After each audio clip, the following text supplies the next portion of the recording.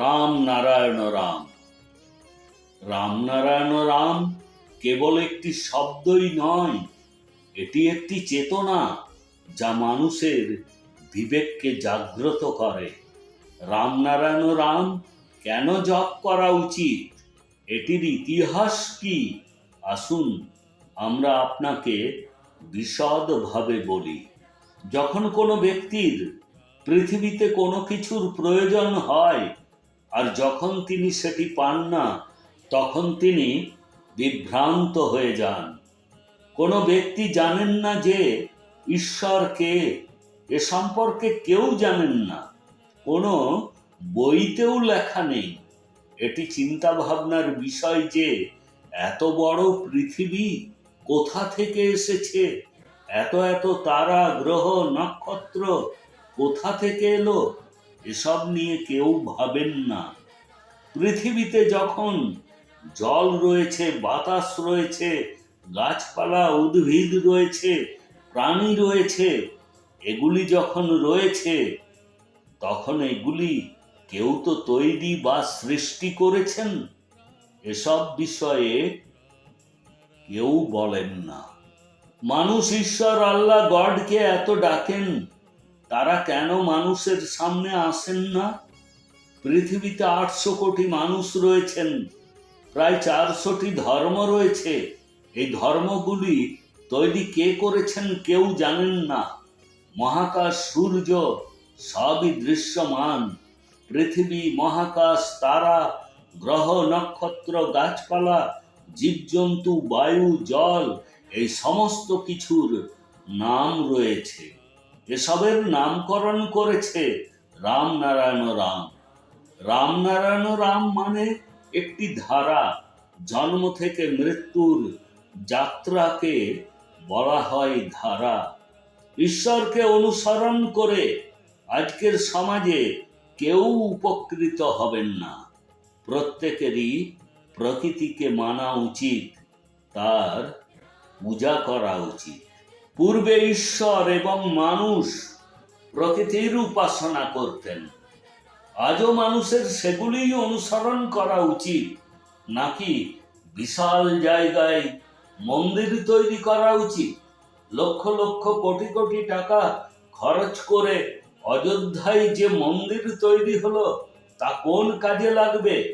সেখানকার জনগণের জমি রাম মন্দির তৈরির জন্য নেওয়া হয়েছে।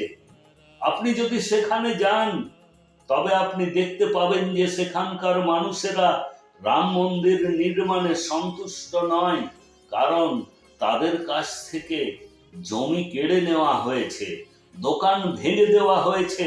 সেখানকার কোনো মানুষ খুশি নয়।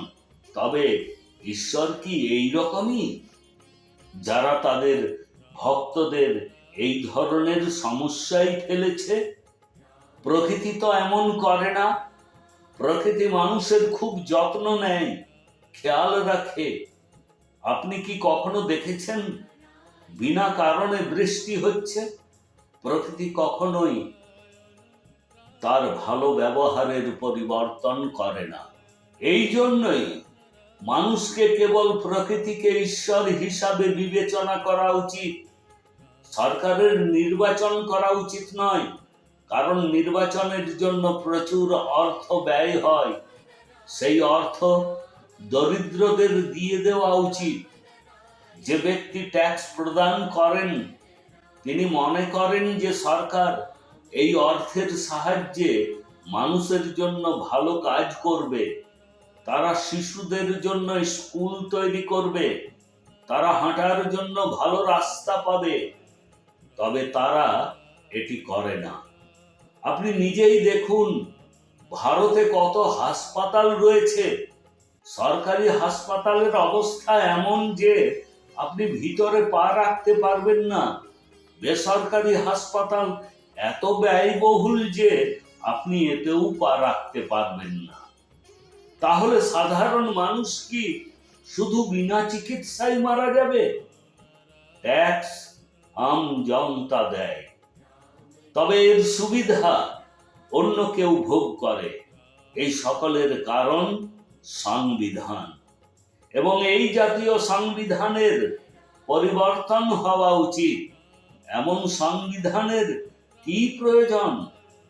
প্রকৃতির সংবিধান পৃথিবীতে প্রয়োগ করা উচিত।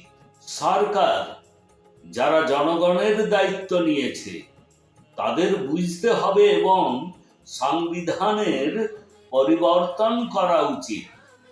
দিল্লির প্রাক্তন মুখ্যমন্ত্রী কেজরিওয়াল দুর্নীতিগ্রস্ত। এই দুর্নীতি পুরো সিস্টেম জুড়ে ছড়িয়ে রয়েছে। সুতরাং সংবিধান পরিবর্তন করা প্রয়োজন। প্রকৃতির সংবিধান প্রয়োগ করা উচিত। এ থেকে কেউ অসুবিধা ভোগ করবে না, প্রত্যেকে সুখে জীবন যাপন করবে।